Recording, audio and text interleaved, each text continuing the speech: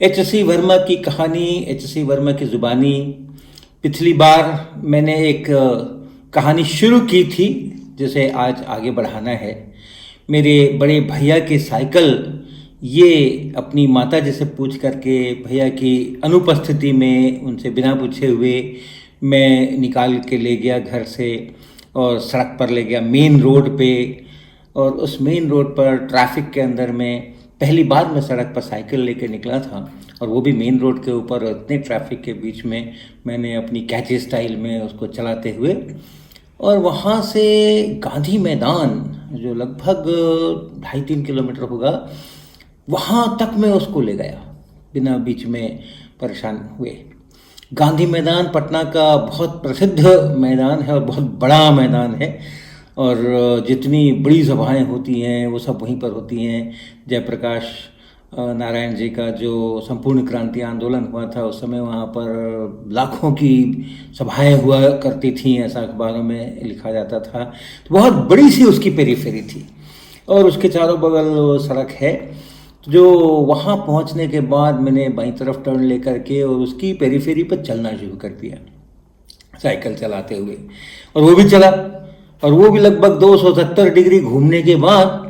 और वापस जिस समय मैं पहुंच रहा था अपने अशोक राजपथ पर, उस समय में वहाँ पर एक कच्ची सड़क पर मुझे उतरना पड़ा। पक्की सड़क के बगल में कच्ची सड़क हुआ, कच्चा रास्ता हुआ करता था। तो कुछ ट्रैफिक पीछे से आया होगा तो मुझे बाईं तरफ होने के लिए उस कच्चे रास्ते पे उतरना पड़ा। वो तो ठीक था, वो चला।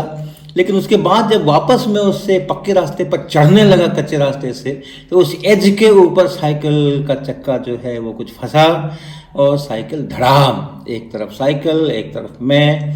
राहगीरों ने मुझे उठाया और उठा करके और साइकिल को उठा करके किनारे किया। क्षत विक्षत हो गया था घुटना और पैर के कुछ अंश और केहुनियाँ, इन सब जगहों पर से रक्त प्रवाह चल रहा था, थोड़ा थोड़ा, मामूली मामूली। और लोग कर ही रहे थे मेरी सेवा। तब तक मैं खड़ा हो गया और मैंने कहा नहीं नहीं, ऐसे कोई खास बात नहीं है, इतना उतना तो चोट लगती रहती है। और मैंने साइकिल फिर से पकड़ी और फिर से अपना उसको चलाना शुरू कर दिया, और वहाँ से चलाता हुआ मैं अपने वापस चाईटोला के घर उसी तरह चलाता हुआ साइकिल वापस पहुँच गया। और पहुँच करके साइकिल को अंदर किया, मैंने घर के अंदर किया। और माता जी ने जब देखा ये हाल हो गया तो उन्होंने फिर सब घाव धोए जो चोट लगी थी, और कुछ उसके ऊपर दवा लगाई, कुछ रुई वुई लगाई, जो कुछ भी करना था उस समय में उन्होंने किया। लेकिन बड़ी समस्या ये थी, और ये हमेशा होती है बच्चों को, कि अगर हम इस प्रकार का कोई काम करते हैं और जिसमें कि बड़ों की अनुमति नहीं ली हुई होती है और उसके बाद कुछ चोट वोट लग जाती है, कुछ, फिर एक बड़ी समस्या रहती है कि हम बताएंगे कैसे। और जब बताएंगे तो फिर डांट पड़ेगी, पिटाई होगी, उसका ज़्यादा अपने को तो उसकी चिंता अधिक रहती है बजाय इसके कि मेरे को क्या हो रहा है और कहाँ दर्द हो रहा है और कहाँ चोट लगी है। तो उसी परिस्थिति में मैं भी था और मैं यही सोच रहा था कल भैया आएंगे तो उनको बताना होगा, तो फिर कैसे क्या होगा, परिणाम क्या होगा। और माता जी ने मेरे को इस उलझन में भी देखा, उस कष्ट में भी देखा, शारीरिक भी कष्ट है, मानसिक भी उलझन है। तो उन्होंने मेरे को कहा कि कोई नहीं, तुम भैया से बता देना, मैं भी कह दूंगी कि यहाँ सीढ़ियों से मैं गिर गया था तो उसके कारण से ये चोट लगी है। 2 मंजिल का तो अपना घर था ही, और सीढ़ियाँ भी जो थीं वो ऊंची ऊंची और पतली पतली इस प्रकार की सीढ़ियाँ थीं। तो ऐसा उन्होंने मेरे को सुझाव दिया, लेकिन मुझे वो ठीक नहीं जचा। और मैंने कहा कि नहीं नहीं नहीं नहीं, ऐसा तो झूठ बोलना तो नहीं चाहिए। तो मैं भैया आएंगे तो मैं तो बता दूंगा कि मैं आपकी साइकिल लेके गया था और ऐसे ऐसे हो गया। क्योंकि मेरा नाम जो रखा था हरिश्चंद्र, मेरे पिताजी को उस पर बहुत गर्व था, और बचपन में उसकी कहानियाँ सुन सुन करके मुझे भी अपने नाम के ऊपर बहुत गर्व रहा। और सच बोलना ये बहुत छुटपन से अंदर घुस गया था कि मुझे सच बोलना है, मुझे झूठ नहीं बोलना है, झूठ के रास्ते नहीं चलना है। तो अगले दिन जब भैया अपने प्रवास से लौटे और मेरे को देखा कि कहीं कहीं चोट लगी हुई है, कहीं कहीं पर छिला हुआ है, कहीं कहीं पर कुछ दवा वगैरह लगी हुई है, तो पूछा उन्होंने ये क्या हुआ, ये क्या हुआ। तो मैंने सारी कहानी उनको सच्ची सच्ची बता दी कि ऐसा ऐसा ऐसा ऐसा कल मैंने किया और ऐसा ऐसा हो गया। और मुझे बड़ा आश्चर्य हुआ कि वो बिल्कुल भी नाराज़ नहीं हुए, बिल्कुल भी उन्होंने डांटा नहीं, उन्होंने हमारी पिटाई नहीं की और समझाया मुझे कि ऐसा नहीं करना चाहिए था, क्यों नहीं करना चाहिए था। उसके बहुत सारे उन्होंने तर्क वितर्क दिए, लेकिन मुझे उन सब में कोई किसी तर्क में और किसी उनके उपदेश के अंदर में रुचि नहीं थी। लेकिन यही एक मेरे लिए बड़े आश्चर्य और कुतूहल का विषय था कि आज भैया नाराज़ नहीं हुए, और बड़ी शांति का भी विषय था, बड़े आह्लाद का भी विषय था कि कुछ बड़ा नाटक नहीं हुआ और मेरे ऊपर बहुत सारे आक्षेप लग सकते थे जो कि नहीं लगे। तो इस प्रकार से करके वो साइकिल का एपिसोड जो है वो पूरा हुआ। उसके बाद से तो फिर वो साइकिल मैंने दोबारा बहुत पता नहीं कब निकाली होगी, नहीं निकाली होगी, कब भैया ने कभी कुछ कहा होगा। हाँ, थोड़ा साइकिल चलाने का अपना जो अभ्यास स्कूल में चलता था वो चलता रहा। तो ये एक कहानी है।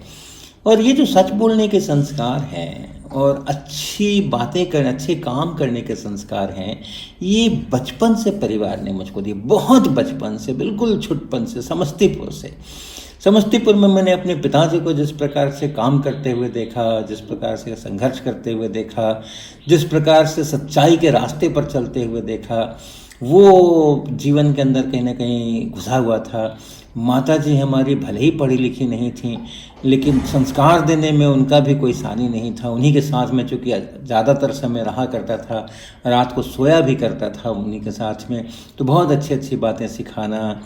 सोते समय में वो हम लोगों से कहलवाती थी कुछ बातें ईश्वर के प्रति की है, ईश्वर दिन भर में हमने जो कुछ काम किया है उसका आकलन करके, और उसमें से जो गलत काम हो गए उनके लिए क्षमा, और आगे से नहीं होंगे उसका एक निश्चय। ये प्रतिदिन रात का हम लोगों का रूटीन हुआ करता था, जो भी हम लोग वहाँ होते थे बच्चे। इसी प्रकार से सवेरे उठने के बाद फिर अपनी हथेलियों को देख करके कराग्रे वसते लक्ष्मी कर मध्य तु सरस्वती, इस प्रकार का वंदन करना, ईश्वर को याद करना, अपने हाथों से क्या काम करना है, मुझे किस लिए ये हाथ मिले हैं अपने को, ये सब बातें हुआ करती थीं। हमारे पिताजी तरह तरह की कहानियाँ कहा करते थे, शिक्षाप्रद कहानियाँ कहा करते थे, जहाँ से जीवन के संस्कार मिलते गए। कल्याण नाम की मासिक पत्रिका हमारे घर पर आया करती थी, बड़ी अच्छी अच्छी उसमें सुंदर सुंदर कहानियाँ हुआ करती थी और सुंदर सुंदर तस्वीरें हुआ करती थी, तो वो पढ़ने में भी बड़ा आनंद आता था, और वो भी बड़ी शिक्षाप्रद कहानियाँ हुआ करती थी। तो उन सब से अपने को संस्कार मिलते थे। ये सब करके और एक हमेशा एक सच्चाई के रास्ते पर चलना है, हमेशा अच्छे रास्ते पर चलना है।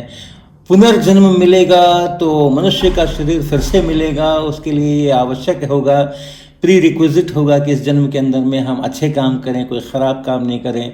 तो ये तमाम प्रकार के जो अपने समाज के अंदर में प्रचलित तरीके हैं लोगों को सही रास्ते पर रखने के, उन सब का भी अनुभव, उन सब का भी अपने ऊपर उसका उपयोग, ये सब बच्चों के इसके अंदर में हमारे वो सब होता रहा।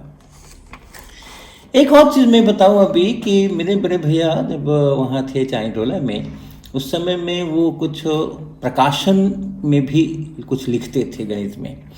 वो एक नोवेल्टी एंड कंपनी करके एक पब्लिशर और डिस्ट्रीब्यूटर हैं, अभी भी हैं। खजांची रोड, अशोक राजपथ से आप चलें तो खजांची रोड के मोड़ से थोड़ा पहले एक बहुत बड़ी सी बिल्डिंग है, कुछ 7 मंजिल की या 8 मंजिल की ऊंची बिल्डिंग है।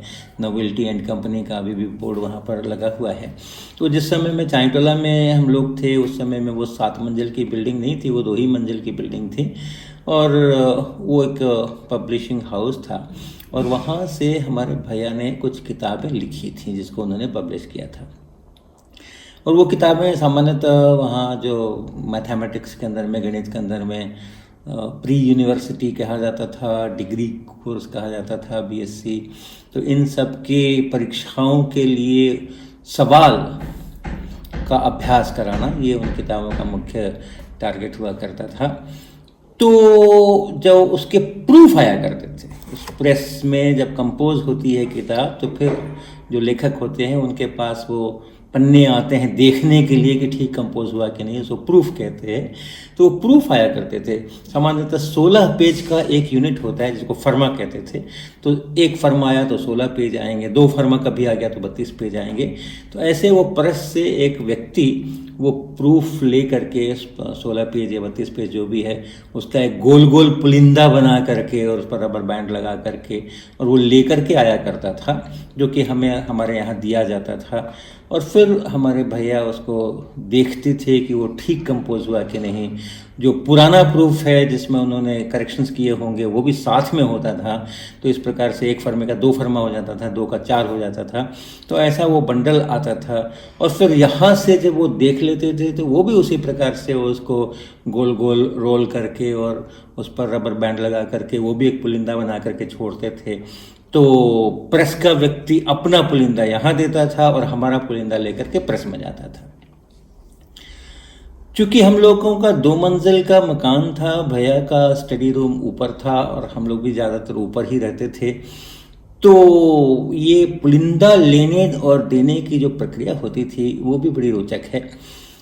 एक रस्सी बनाई गई थी और जो दूसरी मंजिल से बालकनी थी सड़क की ओर, जब वो आकर के और बेल बजाता था या खटखटाता था तो हम लोग एक रस्सी लेकर के और उस रस्सी में भैया के देखे हुए प्रूफ के पुलिंदे को बांधते थे और उसके बाद उसको लेकर के और बालकनी में आते थे। ये काम मैं ही साधारणतः ज़्यादा करता था और बालकनी में आकर के उस पुलिंदे को नीचे की तरफ लटका करके और फिर दोनों हाथों से रस्सी को ढीला करते हुए नीचे सरकाते हुए और उस पुलिंदे को हम नीचे भेजा करते थे।